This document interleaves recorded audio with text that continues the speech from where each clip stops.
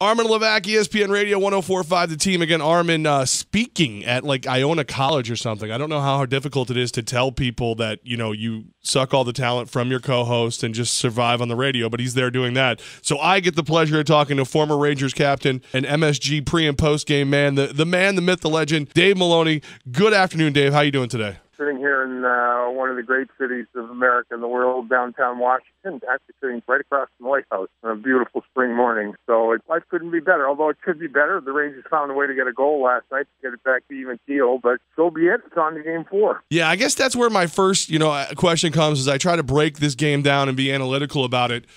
Dave, should I be panicking right now? Because I'm kind of panicking. No, I wouldn't panic. But that being said, it's a race to 4, and the Rangers need to find a way. I just think there was a picture in today's Washington Post to me epitomized yesterday's game. There were 5 Washington Capitals around Brayton Holtby in the defensive zone. As it was right after it was in the third period when Kevin Hayes had lofted one from out high in the slot. And but for just continuing to try to find whatever space is available in the offensive zone and find a goal, I'd be hard-pressed to think of what the Rangers could have done any differently last night. I think they played as well as they could, and I think Washington played as good a game as they could, and it was a one-goal game. Is this kind of where we're seeing the loss of Zuccarello and what he brings to this Rangers team? Yeah, you know what? That's I hadn't really thought of that right away, but that's a good point. He is missed when it's when it's so tight to the vest, and all things being equal, that one little difference might make the difference. And if it indeed turns out to be Zuccarello, well, it certainly speaks volumes to his value to this team. And yet, every team has to kind of wary on with the personnel that they have, and this particular group doesn't include. He's a cult favorite, and he does so many things so well. And perhaps that little extra play is missed offensively. What's going on with Rick Nash again? He kind of seems to have gone back into the shadows on us. I mean, we had this same this same observation conversation last spring, and I guess at the end of the day, whether he scores or not will be the ultimate decision. Nobody in the first series when they won the 4-1 goal games, it was all for naught whether he was scoring or not. And now you're losing by 1, and it seems to take on a life of its own, and I guess it's easy to come to that conclusion. I don't think there's anything different in this game, although I would like to see him trying to maybe extend his shift a little bit longer, which was one of the strengths early in the season, and who's to say that fatigue isn't an issue with his game right now, but he does so many things away from the puck, and I know people get tired of hearing that. Perhaps people get tired of saying that when ultimately he's expected to score. We're joined by Dave Maloney, former Rangers captain, actually the youngest guy to ever wear the C for the Rangers.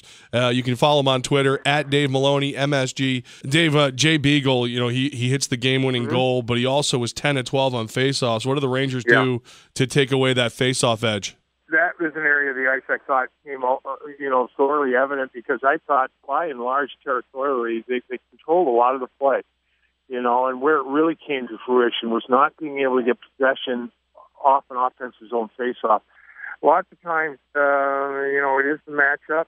Beagle's team, he led the league in the first round of the playoffs in face-off proficiency. He's been good. And yet the Rangers did win 2 face-offs when the goalie was pulled, when Lundqvist was pulled, only to have the shot attempts blocked. So I don't know whether it's a will or an execution, but it is an area of the ice. Again, you talk about those little differences. Those little differences sometimes can make a big difference. And when you're controlling the play territorially in the offensive zone, you need possession of the puck off the faceoff. All right, Dave, we're going to play a quick round to fill in the blank. Blank will be the player that needs to have a huge game for the Rangers to even the series. You still think that game breaker is a guy like Kreider. I thought he was good again last night, just not quite good enough. I mean, you always say you need your goaltender to lift your team, but I don't think Henrik Lundqvist can lift his team any higher. Maybe it's McDonough on the power play, just when he gets the puck, shoot it. So I just, this team has, by and large, been pretty efficient being a sum of their parts. But I suppose what happened in Game 2, I'm going to say Chris Pryor. Excellent. All right, he is Dave Maloney, and Dave, the weather finally starting to look good in New York. But I'm hoping that you don't get to your yard work anytime soon. I'm hoping this thing keeps rolling. Yeah, well, it's all good, and I really do. I think this is. I thought we talked last week. I thought anybody that thought this thing wasn't going to go 6-7 probably was either had a little too much faith in the home team or too little faith in the opposition, because this one had length written all over it for me. All right, I will reserve my panic because you said so, but that's it. All right, my man. Well, hang in there, and hopefully we do this again. Absolutely. Thank you so much, Dave Maloney. Follow him on Twitter, at Dave Maloney, MSG, and, of course, the man is all over it. He's got Rangers hockey covered like no other. Thank you so much, Dave. Have a great day.